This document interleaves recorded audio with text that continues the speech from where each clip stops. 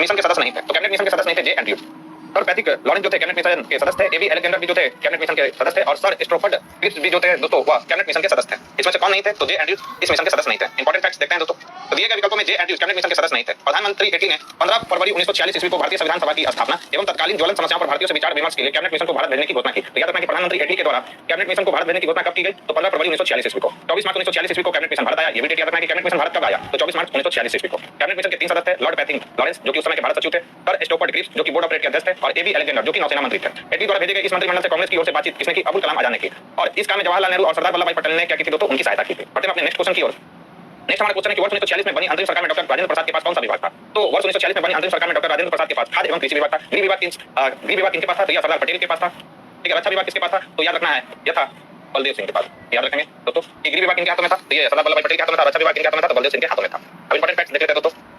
तो वर्ष 1946 में बनी अंतरिम सरकार में डॉक्टर राजेंद्र प्रसाद के पास खाद्य एवं कृषि विभाग था। 26 सितंबर 1946 को नेहरू जी ने सभी देशों के साथ राजनयिक संबंधों में शामिल होने की सरकार की योजना की घोषणा की। 2 सितंबर 1946 को भारत की अंतरिम सरकार का गठन किया गया था। ये डेट याद रखना है। अंतरिम सरकार का गठन कब किया गया था? 2 सितंबर 1946 ईस्वी को। नेक्स्ट जवाहरलाल नेहरू की अस्थायी सरकार में श्रम मंत्री कौन थे? तो जवाहरलाल नेहरू की अस्थायी यानी अंतरिम सरकार में श्रम मंत्री थे जगजीवन राम। राइट आंसर हो जाएगा ऑप्शन सी। इंपॉर्टेंट फैक्ट देखते हैं दोस्तों। तो 2 सितंबर 1946 को जवाहरलाल नेहरू के नेतृत्व में गठित भारत की अंतरिम यानी अस्थायी सरकार में जगजीवन राम को श्रम मंत्री बनाया गया था, जबकि अरुणा आसिफ अली को रेलवे एवं परिवहन मंत्री, टी राजगोपालाचारी को शिक्षा मंत्री, जवाहरलाल नेहरू को कार्यकारी परिषद का उपाध्यक्ष, विदेशी मामले व राष्ट्रमंडल का कार्यभार तथा सरदार पटेल को गृह सूचना एवं प्रसारण का दायित्व दिया गया था। नेक्स्ट क्वेश्चन की अगर बात करें तो नेक्स्ट हमारा क्वेश्चन है केवल संविधान सभा के सदस्यों के चुनाव में भाग लेने वाले भारत की वयस्क आबादी, यहाँ पे आबादी के मतदाताओं का प्रभावी प्रतिशत क्या था? तो यह था कितना दोस्तों? तो यह था 10 से 15%। राइट आंसर हो जाएगा ऑप्शन ए। यहाँ वयस्क भी गलत लिखा हुआ, सुधार कर लेंगे दोस्तों। ठीक है, राइट आंसर हो जाएगा 10 से 15%। इंपॉर्टेंट फैक्ट देखें तो भारतीय संविधान सभा के सदस्यों के चुनाव में भाग लेने वाले भारत की वयस्क आबादी के मतदाताओं पर प्रभावी प्रतिशत 10 से 15% था। भारतीय संविधान सभा की प्रथम बैठक 9 दिसंबर 1940 को नई दिल्ली में अस्थायी अध्यक्ष डॉक्टर सचिदानंद सिन्हा की अध्यक्षता में, जबकि 11 दिसंबर को डॉक्टर राजेंद्र प्रसाद को संविधान सभा का अस्थायी अध्यक्ष चुना गया था। और 13 दिसंबर को एक डेट और याद रखना है कि 13 दिसंबर 1946 को पंडित जवाहरलाल नेहरू के द्वारा उद्देश्य प्रस्ताव संविधान सभा के समक्ष रखा गया था। तो ये भी पॉइंट आपको ध्यान रखना और याद रखेंगे। और क्या दोस्तों कि बीएन राव जो थे वह संवैधानिक सलाहकार थे। ये आपको पॉइंट ध्यान रखना है कि संवैधानिक सलाहकार कौन थे? तो बीएन राव थे। नेक्स्ट क्वेश्चन की अगर बात करें तो नेक्स्ट जो क्वेश्चन पूछा गया वो भारतीय संविधान को उद्देशिका संघ एवं राज्य भारतीय संविधान के स्रोत अनुच्छेद अनुसूची एवं नवीकरण से पूछा गया। तो भारतवर्ष में संघवाद के संदर्भ में निम्नलिखित में से कौन सा कथन सत्य है? तो एक अर्ध संघीय राज्य है भारत, देश के अंतर्गत भारतीय संघवाद का परिणाम है। ये स्टेटमेंट जो है दोस्तों बिल्कुल सही है। राइट आंसर हो जाएगा इसका ऑप्शन ए। तो भारतवर्ष में संघवाद के संदर्भ में कथन एक अर्ध संघीय राज्य, देश के अंतर्गत भारतीय संघवाद का परिणाम है सत्य है। संघवाद सरकार की प्रणाली जिसमें सत्ता केंद्रीय प्राधिकरण और देश की विभिन्न घटक इकाइयों के बीच विभाजित होती है। याद रखेंगे। उल्लेखनीय कि 1919 के अधिनियम डायरकी की शुरुआत की गई, जिसे ब्रिटिश भारत में संघवाद की दिशा में पहला कदम माना जाता है। नेक्स्ट क्वेश्चन की अगर बात करें तो नेक्स्ट हमारा क्वेश्चन है कि किस या किन अनुच्छेदों के अंतर्गत अध्यक्ष सदन के किसी सदस्य को उसकी मातृभाषा में बोलने की इजाजत दे सकता है? तो सदन का अध्यक्ष किसी सदस्य को उसकी मातृभाषा में बोलने की इजाजत अनुच्छेद 120 के तहत दे सकता है। माफ कीजिएगा तो यहाँ ऑप्शन ऊपर नीचे हो गया। राइट आंसर हो जाएगा ऑप्शन सी 120। इंपॉर्टेंट फैक्ट्स देखते हैं दोस्तों इस क्वेश्चन से रिलेटेड। तो भारतीय संविधान का अनुच्छेद 120(1) का प्रावधान करता है कि अध्यक्ष सदन के किसी भी सदस्य को उसकी मातृभाषा में बोलने की इजाजत दे सकता है। अनुच्छेद 110 का संबंध धर्म विधेयक है। अनुच्छेद 122 का संबंध न्यायालयों द्वारा संसद की कार्यवाही की जांच न करने से है। तो ये कुछ महत्वपूर्ण फैक्ट्स है दोस्तों इस क्वेश्चन से रिलेटेड जिसे आपको ध्यान रखना है। नेक्स्ट है 5वीं अनुसूची इस विशिष्ट समूह के लोगों के शासन और हितों की सुरक्षा देता है। तो यह किससे संबंधित है दोस्तों? 5वीं अनुसूची। राइट आंसर इसका हो जाएगा अनुसूचित जनजाति से संबंधित है। राइट आंसर हो जाएगा ऑप्शन सी। इंपॉर्टेंट फैक्ट्स देखते हैं। तो 5वीं अनुसूची जो शामिल नहीं किया गया। इंपॉर्टेंट फैक्ट्स दोस्तों कि इसमें जो संसद संबंधित है। 5वीं अनुसूची के तहत क्या है? राज्यपाल राष्ट्रपति को संबंधित क्षेत्र के लिए प्रतिवेदन दे सकता है। याद रखना है। किंतु इनमें अंतिम शक्ति राष्ट्रपति में ही निहित है। ये भी इंपॉर्टेंट फैक्ट्स हैं। ऐसे अनुसूचित क्षेत्रों के लिए जनजातीय सलाहकार परिषद का प्रावधान भी है भारतीय संविधान में। इसका निर्माण 20 से अधिक सदस्यों से मिलकर होगा। ये भी प्रोविजन किया गया है। नेक्स्ट है भारतीय संविधान के किस अनुच्छेद द्वारा अस्पृश्यता को समाप्त किया गया? तो भारतीय संविधान के अनुच्छेद 17 के तहत अस्पृश्यता को क्या किया गया है दोस्तों? समाप्त किया गया। अनुच्छेद 14 क्या है? तो विधि के समक्ष समता है और विधियों का समान संरक्षण इसके तहत दिया गया है। 15 क्या है? तो 15 है किसी भी व्यक्ति को धर्म, मूल, वंश, जाति, लिंग इन आधारों पर भेदभाव नहीं किया जाएगा। ठीक है, आइए देखते हैं इंपॉर्टेंट फैक्ट्स इस क्वेश्चन से रिलेटेड। तो भारतीय संविधान के अनुच्छेद 17 द्वारा अस्पृश्यता को समाप्त किया गया और उसका किसी भी रूप में आवरण क्या है दोस्तों? निषिद्ध है। अस्पृश्यता से उपजी किसी निर्योग्यता को लागू करना अपराध होगा जो विधि के अनुसार दंडनीय होगा। अनुच्छेद 14 का संबंध विधि के समता। अनुच्छेद 15 के अनुसार राज्य किसी भी नागरिक के साथ जाति, धर्म, लिंग, जन्म स्थान और वंश के आधार पर भेदभाव नहीं कर सकता है। अनुच्छेद 22 का संबंध किससे दोस्तों? तो गिरफ्तारी और कुछ मामलों में नजरबंदी के खिलाफ संरक्षण व्यक्ति को प्राप्त है। नेक्स्ट है सिक्किम भारतीय संघ का पूर्ण राज्य कब बना? तो सिक्किम भारतीय संघ का पूर्ण राज्य कब बना था? तो ये बना था 1975 ईस्वी में। राइट आंसर हो जाएगा ऑप्शन बी। इंपॉर्टेंट फैक्ट्स देखते हैं दोस्तों। तो सिक्किम भारतीय संघ का पूर्ण राज्य 16 मई 1975 को बना। सिक्किम भारत के 22वें राज्य के रूप में शामिल हुआ। याद रखेंगे। इस अधिनियम में यह प्रावधान किया गया कि सिक्किम की विधानसभा में 32 से कम सदस्य नहीं होंगे। सिक्किम की राजधानी क्या है? तो यह है गैंगटॉक। नेक्स्ट क्वेश्चन की अगर हम बात करें तो नेक्स्ट क्वेश्चन है हमारा समुद्र पारीय भारतीय नागरिकता, जिसे शॉर्ट फॉर्म में OIC कहते हैं, योजना भारत में निम्नलिखित में से किस अधिनियम द्वारा प्रारंभ की गई? तो यह प्रारंभ किया गया था नागरिकता संशोधन अधिनियम 2003 के द्वारा। राइट आंसर हो जाएगा ऑप्शन सी। इंपॉर्टेंट फैक्ट्स देखते हैं दोस्तों। समुद्र पारीय भारतीय नागरिकता यानी OIC योजना भारत में नागरिकता संशोधन अधिनियम 2003 द्वारा प्रारंभ किया गया था। इस योजना के अंतर्गत भारतीय मूल के वे नागरिक समुद्र पारीय भारतीय नागरिक के रूप में पंजीकरण कराने हेतु योग्य होंगे जो 26 जनवरी 1950 तथा उसके पश्चात भारत के नागरिक थे। याद रखना है, या भारत के नागरिक होने के पात्र वे कौन कौन? पाकिस्तान एवं बांग्लादेश या सरकार जिसे निर्दिष्ट करे उस देश के नागरिक को छोड़कर। नेक्स्ट क्वेश्चन की अगर बात करें तो नेक्स्ट क्वेश्चन है भारतवर्ष के संविधान की प्रस्तावना में बंधुत्व निम्नलिखित में से मुक्त किसे आश्वासित करता है? तो बंधुत्व किसे आश्वासित करता है दोस्तों? तो व्यक्ति की गरिमा और देश की एकता एवं अखंडता को बंधुत्व क्या करता है दोस्तों? नेतृत्व करता है। राइट आंसर हो जाएगा इसमें से डी, उपयुक्त में से एक से अधिक। इंपॉर्टेंट फैक्ट्स देखते हैं दोस्तों। तो भारतीय संविधान की प्रस्तावना में बंधुत्व का अर्थ है भाईचारे की भावना। यह एकल नागरिकता तंत्र के माध्यम से भाईचारे की भावना को प्रोत्साहित करता है। बंधुत्व मुक्त दो बातों को आवासित करता है दोस्तों। कौन कौन सा है? वह है व्यक्ति की गरिमा और देश की एकता एवं अखंडता। ये कुछ महत्वपूर्ण फैक्ट्स है दोस्तों, इस क्वेश्चन से रिलेटेड जिसको ध्यान रखना है। अगला जो सवाल है दोस्तों वह मूल अधिकार राज्य के मूल कर्तव्य और नीति निर्देशक तत्वों से है। क्वेश्चन है चुप रहने की स्वतंत्रता भारत में किस प्रकार का अधिकार है? तो चुप रहने की स्वतंत्रता जो है भारत में एक फंडामेंटल राइट है। राइट आंसर हो जाएगा ऑप्शन सी। तो याद रखना है दोस्तों यहाँ पर कि भारत में चुप रहने की स्वतंत्रता एक मूल अधिकार है जिसे संविधान के अनुच्छेद 20(3) में निहित किया गया। इसके अनुसार किसी भी व्यक्ति को अपने खिलाफ गवाह देने के लिए मजबूर नहीं किया जाता। याद रखना, यहाँ किया जाता है। यह प्रावधान आरोपी को आत्म दोषारोपण के अधिकार देता है, जो कानून का एक क्या है दोस्तों मौलिक सिद्धांत है। नेक्स्ट क्वेश्चन है सूची 1 को सूची 2 से मिलान करना है दोस्तों। क्वेश्चन है कि कार्य की न्यायसंगत एवं मानवोचित दशा यह किस अनुच्छेद में है? यह डीपीएसपी का सवाल है दोस्तों, यानी directive principle of state policy. तो कार्य की मानवोचित दशा का संबंध है अनुच्छेद 42 है।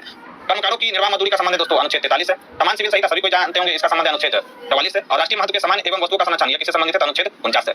तो अगर हम देखें दोस्तों ए का हो जाएगा 2, बी का हो जाएगा दोस्तों 1, सी का हो जाएगा दोस्तों 4 और डी का हो जाएगा 3। तो इस क्वेश्चन का राइट आंसर हो जाएगा 2, 1, 4, 3। और ये किससे है दोस्तों? तो डीपीएसपी से, डीपीएसपी यानी directive principle of state policy से ये सवाल पूछा गया। तो इसको आपको अच्छे से कवर कर लेना। फंडामेंटल राइट्स को, फंडामेंटल ड्यूटीज को, जितने भी आर्टिकल उसमें महत्वपूर्ण है आपको सबको कर लेना है अच्छे से दोस्तों। नेक्स्ट क्वेश्चन की अगर हम बात करें तो नेक्स्ट हमारा क्वेश्चन है निम्नलिखित में से कौन सा भारत में मूल अधिकारों के बारे में सही है? कई पूछा जा रहा है कि संवैधानिक सर्वोच्चता तथा विधायिका की सत्ता के संतुलन की अद्वितीय घोषणा है। वे लोगों के अधिकारों तथा देश की सुरक्षा के संतुलन का निर्माण करते हैं। ती है वे क्या दोस्तों? वे केवल राजनीति व कानूनी धर्मता पारिक सामाजिक समानता का भी निर्णय करते हैं। यहाँ पर कुछ मिसप्रिंट है दोस्तों, एक मिनट में देखकर बता देता हूँ।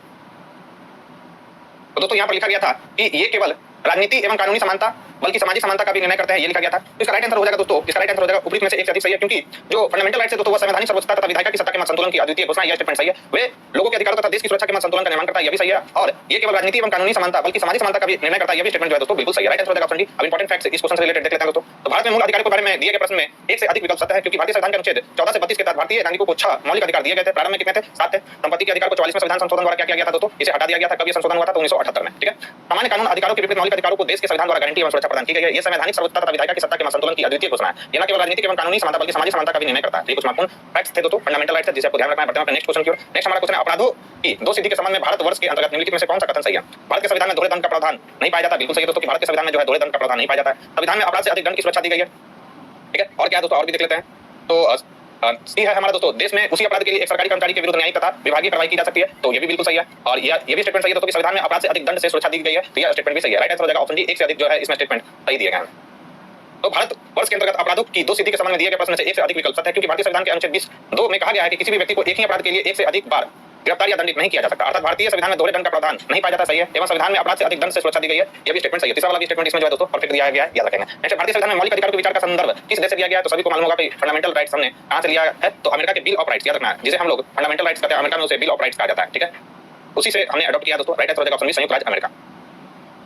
तो भारतीय संविधान में मौलिक अधिकारों के विचार का संदर्भ संयुक्त राज्य अमेरिका से लिया गया। उल्लेखनीय कि संविधान के भाग 3 में अनुच्छेद 12 से 35 तक मौलिक अधिकारों का उल्लेख किया गया है। बढ़ते हैं अपने नेक्स्ट क्वेश्चन की ओर। भारतीय संविधान में राज्य के नीति निर्देशक सिद्धांत का उदाहरण किस देश से लिया गया? तो नीति निर्देशक किस देश से लिया गया दोस्तों? तो लिया गया आयरलैंड से। राइट आंसर हो जाएगा ऑप्शन सी। अब भारतीय संविधान में राज्य के नीति निर्देशक सिद्धांत की अवधारणा आयरलैंड के होगा दोस्तों। आयरलैंड के संविधान से ली गई है। भारत के संविधान के भाग 4 अनुच्छेद 36 से 51 में राज्य के नीति निर्देशक सिद्धांत शामिल है। भारतीय संविधान का अनुच्छेद 37 निर्देशक सिद्धांतों के कार्यों के बारे में अवगत कराता है। ये भी पॉइंट आपको ध्यान रखना है। नेक्स्ट क्वेश्चन की अगर हम बात करें तो नेक्स्ट हमारा क्वेश्चन है 18, निम्नलिखित में से कौन सा भारत के संविधान के अंतर्गत मूल कर्तव्य है? तो मूल कर्तव्य कौन सा है हमारा दोस्तों? तो देश की एकता एवं अखंडता को कायम रखना मूल कर्तव्य है। प्राकृतिक पर्यावरण को सुरक्षित करना हमारा मूल कर्तव्य दोस्तों। ठीक है। राइट आंसर इसका क्या हो जाएगा? इसका राइट आंसर हो जाएगा 1 से अधिक, यानी डी आंसर हो जाएगा। इंपॉर्टेंट फैक्ट्स देखते हैं। भारतीय संविधान में मौलिक कर्तव्य जो है 42वें है दोस्तों। 42वें क्वेश्चन है 42वें संविधान संशोधन 1976 ईस्वी द्वारा जोड़ा गया है। इसे संविधान के भाग 4 का में अनुच्छेद 51 का के तहत रखा गया है। मौलिक कर्तव्यों की संख्या कितना है दोस्तों? वर्तमान समय में 11 है। जब इसे 1976 में लागू किया गया था तब इसकी संख्या कितनी थी? याद रखना है 10। किस समिति की सिफारिश पर इसे भारतीय संविधान में जोड़ा गया था? तो सरदार स्वर्ण सिंह, याद रखना है सरदार स्वर्ण सिंह की अनुशंसा पर इसे भारतीय संविधान में जोड़ा गया था 1976 में। अतः दिए गए प्रसंगत विकल्पों में देश की एकता एवं अखंडता को कायम रखना, प्राकृतिक पर्यावरण को सुरक्षित रखना, माता पिता या संरक्षक द्वारा 6 से 14 वर्ष के बच्चों को प्राथमिक शिक्षा प्रदान करना मौलिक कर्तव्य है। यानी ये जो तीनों यहाँ पर दिए गए हैं दोस्तों, अपने बच्चों को शैक्षिक अवसर प्रदान करना माता पिता का कर्तव्य है। यह भी जो है बिल्कुल सही है। चलिए आगे क्वेश्चन की ओर चलते हैं हम लोग। नेक्स्ट है, भारत के में प्रेस स्वतंत्रता लोगों को प्राप्त है क्योंकि यह संसद की विधि के तहत लोगों के लिए उपलब्ध कराता है। तो यह विचार अभिव्यक्ति की स्वतंत्रता के अधिकार में निहित है। राइट आंसर हो जाएगा ऑप्शन सी। ठीक है। इंपॉर्टेंट फैक्ट्स देखते हैं दोस्तों इस क्वेश्चन से रिलेटेड कि भारत में प्रेस स्वतंत्रता लोगों को प्राप्त है क्योंकि यह विचार अभिव्यक्ति की स्वतंत्रता के अधिकार में निहित है। संविधान में प्रेस की स्वतंत्रता का उल्लेख नहीं किया गया है, याद रखेंगे। हालांकि प्रेस या मीडिया की स्वतंत्रता भारत के संविधान द्वारा अनुच्छेद 19(1) के तहत प्रदत्त वाक स्वतंत्र और अभिव्यक्ति के मौलिक अधिकारों में क्या दोस्तों निहित है। यह स्वतंत्र पत्रकारिता को प्रोत्साहित करता है और लोगों को सरकार के कार्यों के पक्ष या विपक्ष में अपनी राय देने के लिए अवसर देकर लोकतंत्र को क्या करता है दोस्तों? बढ़ावा देता है। नेक्स्ट क्वेश्चन हमारा राष्ट्रपति, उपराष्ट्रपति, मंत्रिपरिषद, महान्यायवादी संसद यानी राज्यसभा और लोकसभा से रिलेटेड है। सवाल है, भारत की 9 उद्घाटित संसद में सांसदों के लिए कुल सीटें कितनी है? तो सांसदों के लिए कुल सीटें कितनी है दोस्तों? तो यह है 1272। कितना है दोस्तों? 1272। राइट आंसर हो जाएगा ऑप्शन बी। तो भारत की 9 उद्घाटित संसद में सांसदों के लिए 1272 सीटें, जिसमें से 888 सीटें किसकी है दोस्तों? याद रखना है, ये है लोकसभा की, और 384 सीटें किसकी है दोस्तों? राज्यसभा की। भारत की नई संसद का आकार जो है त्रिभुजाकार है, जो कितना है? तो 64,500 मीटर में फैला हुआ है। ठीक है, मीटर स्क्वायर में फैला हुआ, याद रखेंगे। इसे टाटा प्रोजेक्ट्स लिमिटेड द्वारा 971 करोड़ की लागत से बनाया गया है। तो ये अमाउंट भी आपको याद रखना है दोस्तों, कितना बनाया गया, 971 करोड़ की लागत बनाया गया। इसके वास्तुकार कौन है? तो इसके वास्तुकार है विमल पटेल। नेक्स्ट क्वेश्चन है, भारत की संसद के नए भवन के प्रभारी वास्तुकार का नाम क्या है? तो अभी हम लोगों ने देखा था, राइट आंसर क्या हो जाएगा? पद्म श्री विमल पटेल। तो भारत की राजधानी में निर्माणाधीन सेंट्रल विस्टा के प्रमुख अंग संसद भवन की नई इमारत के प्रभारी वास्तुकार पद्मश्री प्राप्त करता विमल पटेल है। विमल पटेल को वर्ष 2019 में आर्किटेक्चर क्षेत्र में असाधारण काम के लिए राष्ट्रीय पुरस्कार पद्मश्री से सम्मानित किया गया था। भारत के नए संसद भवन की आधारशिला प्रधानमंत्री नरेंद्र मोदी ने 10 दिसंबर 2020 को रखी थी तथा उन्होंने ही 28 मई 2023 को इसका उद्घाटन किया था। ये भी याद रखना है। नए संसद भवन में 3 प्रवेश है, प्रवेश भवन में ज्ञान द्वार, शक्ति द्वार और कर्म द्वार। नेक्स्ट हमारा क्वेश्चन है, संघ की न्यायपालिका भारत का नियंत्रक एवं महालेखा परीक्षक से रिलेटेड सवाल है, भारत एकीकृत न्यायपालिका रखता है क्योंकि क्या होगा? ए ऑप्शन है हमारा, भारत में एक मौलिक विधि तथा सर्वोच्च विधि और सर्वोच्च न्यायालय और उसके नीचे उच्च न्यायालय के साथ न्याय पाया जाता है। उच्च न्यायालयों के न्यायाधीश राष्ट्रपति द्वारा नियुक्त किए जाते हैं। ये सही है दोस्तों। और ये भी स्टेटमेंट सही है कि भारत में एक मौलिक विधि तथा सर्वोच्च स्तर पर सर्वोच्च न्यायालय और उसके नीचे उच्च न्यायालय के साथ न्याय पाया जाता है। उच्च न्यायालय के केंद्रीय शासन के एक उपभाग के रूप में गठित किए गए हैं। तो ये भी स्टेटमेंट सही है। राइट आंसर हो जाएगा उपयुक्त में से एक से अधिक सही है, यानी डी। इंपॉर्टेंट फैक्ट्स देखते हैं दोस्तों इस क्वेश्चन से रिलेटेड। भारत एकीकृत न्यायपालिका रखता है क्योंकि भारत में एक मौलिक विधि तथा सर्वोच्च स्तर पर सर्वोच्च न्यायालय और उसके नीचे उच्च न्यायालयों के साथ न्याय पाया जाता है। मुख्य न्यायाधीश और उच्च न्यायालयों के न्यायाधीशों की नियुक्ति संविधान के अनुच्छेद 217 के खंड 1 के तहत राष्ट्रपति द्वारा की जाती है। उच्च न्यायालय राज्य के न्यायिक प्रशासन के प्रमुख होते हैं, याद रखना है। उच्च न्यायालय के केंद्रीय शासन के एक उपभाग के रूप में गठित किए गए हैं। तो ये भी पॉइंट आपको ध्यान में रखना है, काफी इंपॉर्टेंट ये सब पॉइंट है। नेक्स्ट, भारतीय सर्वोच्च न्यायालय ने किस यकीन मुकदमों में सर्वप्रथम संविधान के मूल ढांचे का सिद्धांत दिया? तो मूल ढांचे का सिद्धांत आया था केशवानंद भारती बनाम केरल राज्य में। कब ये हुआ था? तो 1973 में। राइट आंसर हो जाएगा ऑप्शन बी। तो भारतीय सर्वोच्च न्यायालय ने केशवानंद भारती बनाम केरल राज्य में सर्वप्रथम संविधान के मूल ढांचे का सिद्धांत दिया था। इस निर्णय में सर्वोच्च न्यायालय ने कहा कि संसद मौलिक अधिकार को संशोधित या सीमित कर सकती है, किंतु संविधान के अनुच्छेद 368 से संसद को संविधान के मूल ढांचे यानी बेसिक स्ट्रक्चर में परिवर्तन का अधिकार प्राप्त नहीं होता है। नेक्स्ट है, कॉलेजियम प्रणाली के बारे में निम्नलिखित कथनों पर विचार कीजिए। क्या है? सुप्रीम कोर्ट कॉलेजियम एक 5 सदस्यीय निकाय है जिसके अध्यक्ष भारत के मौजूद मुख्य न्यायाधीश करते हैं। बिल्कुल सही है ये। और उस समय उसमें न्यायालय में कार्यरत 4 अन्य वरिष्ठ न्यायाधीश शामिल होते हैं। ये भी सही है। संसद ने विधि द्वारा कॉलेजियम प्रणाली का प्रारंभ किया। यह स्टेटमेंट गलत है दोस्तों। विधि द्वारा कॉलेजियम प्रणाली का प्रारंभ नहीं किया गया। उच्चतम न्यायालय और उच्च न्यायालय के न्यायाधीशों की नियुक्ति कॉलेजियम प्रणाली के माध्यम से की जाती है। यह स्टेटमेंट भी बिल्कुल सही है। चौथा है हमारा स्टेटमेंट, कॉलेजियम प्रणाली की शुरुआत वर्ष 1993 में न्यायाधीश पी.एन. भगवती के ऐतिहासिक फर्स्ट जज मामले के उपलक्ष्य में की गई थी। तो ये जो है दोस्तों, ये स्टेटमेंट भी गलत है। राइट आंसर हो जाएगा इसका केवल 1 और 3 ही सही है। राइट आंसर हो जाएगा इसका ऑप्शन डी। कॉलेजियम प्रणाली न्यायाधीशों की नियुक्ति और स्थानांतरण की प्रणाली जो संसद के किसी अधिनियम या संविधान के प्रावधान द्वारा स्थापित न होकर सर्वोच्च न्यायालय के निर्णयों के माध्यम से विकसित हुई है। यह एक 5 सदस्यीय निकाय है जिसके अध्यक्ष भारत के मौजूद मुख्य न्यायाधीश करते हैं और उस समय न्यायालय में कार्यरत अन्य 4 वरिष्ठ न्यायाधीश शामिल होते हैं। उच्चतम न्यायालय और उच्च न्यायालय के न्यायाधीशों की नियुक्ति कॉलेजियम प्रणाली के माध्यम से की जाती है। बिल्कुल सही है दोस्तों। नेक्स्ट, मौलिक अधिकार को लागू करने के लिए न्यायालय निम्नलिखित में से किसे जारी करता है? सभी को मालूम होगा, रीट जारी किया जाता है सर्वोच्च न्यायालय और हाईकोर्ट यानी उच्च न्यायालय दोनों के द्वारा। ठीक है, राइट आंसर हो जाएगा ऑप्शन बी। मौलिक अधिकारों को लागू करने के लिए सर्वोच्च न्यायालय तथा उच्च न्यायालय को रीट जारी करने की शक्ति प्राप्त है। भारतीय संविधान के अनुच्छेद 32 को महत्वपूर्ण अनुच्छेद माना जाता है क्योंकि यह प्रावधान करता है कि मौलिक अधिकारों की रक्षा का अधिकार अपने आप में एक मौलिक अधिकार है। संसद किसी भी अन्य न्यायालय को सभी प्रकार के निर्देश, आदेश और रीट जारी करने का अधिकार दे सकती है। याद रखना है। आपको बताना है कि हाईकोर्ट के द्वारा किस अनुच्छेद के तहत रीट जारी किया जा सकता है, ये आपको कमेंट बॉक्स में लिखकर मुझे बताना है। अब हम चलते हैं दोस्तों राज्य के उच्च न्यायालय, याद रखना है, यानी हाईकोर्ट, अधीनस्थ न्यायालय, संघ राज्य क्षेत्र से रिलेटेड सवाल को देखते हैं। सवाल है कि उच्च न्यायालय में न्यायाधीशों की संख्या निर्धारित करने का अधिकार निम्नलिखित में से किसके पास है? तो यह किसके पास है दोस्तों? उच्च न्यायालय में न्यायाधीशों की संख्या निर्धारित करने का अधिकार निम्नलिखित में से किसके पास है? तो यह है दोस्तों राष्ट्रपति के पास। राइट आंसर हो जाएगा ऑप्शन ए। तो उच्च न्यायालय में न्यायाधीशों की संख्या निर्धारित करने का अधिकार राष्ट्रपति के पास है। अनुच्छेद 217 के अनुसार उच्च न्यायालय के न्यायाधीशों की नियुक्ति राष्ट्रपति द्वारा भारत के मुख्य न्यायाधीश तथा संबंधित राज्य के राज्यपाल के परामर्श से की जाएगी। जबकि सर्वोच्च न्यायालय में न्यायाधीशों की संख्या संसद द्वारा निर्धारित की जाती है। मोस्ट वीवीआई ये सब फैक्ट्स है दोस्तों, याद रखना है कि सर्वोच्च न्यायालय में न्यायाधीशों की संख्या संसद द्वारा निर्धारित की जाती है, जबकि उच्च न्यायालय में न्यायाधीशों की संख्या निर्धारित करने का अधिकार किसके पास है दोस्तों? तो यह है राष्ट्रपति के पास। नेक्स्ट, पंचायत, नगरपालिका, सहकारी समितियां से रिलेटेड सवाल। न्यायाधीशों की संख्या निर्धारित करने का अधिकार किसके पास है दोस्तों? तो यह है राष्ट्रपति के पास। नेक्स्ट, पंचायत, नगर न्यायालय में न्यायाधीशों की संख्या संसद द्वारा निर्धारित की जाती है, जबकि उच्च न्यायालय में न्यायाधीशों की संख्या निर्धारित करने का अधिकार किसके पास है दोस्तों? तो यह है राष्ट्रपति के पास। नेक्स्ट, पंचायत, नगरपालिका, सहकारी न्यायाधीशों की संख्या निर्धारित करने का अधिकार किसके पास है दोस्तों? तो यह है राष्ट्रपति के पास। नेक्स्ट, पंचायत, नगरपालिका, सहकारी समितियां से रिलेटेड सवाल है निम्नलिखित में से भारत में जिला नियोजन समिति का मुख्य उद्देश्य कौन सा है? तो जिला नियोजन समिति का मुख्य उद्देश्य क्या है दोस्तों? राइट आंसर इसमें क्या हो जाएगा? उपयुक्त में से एक से अधिक सही है। आइए देखते हैं एक करके इसका डिटेल।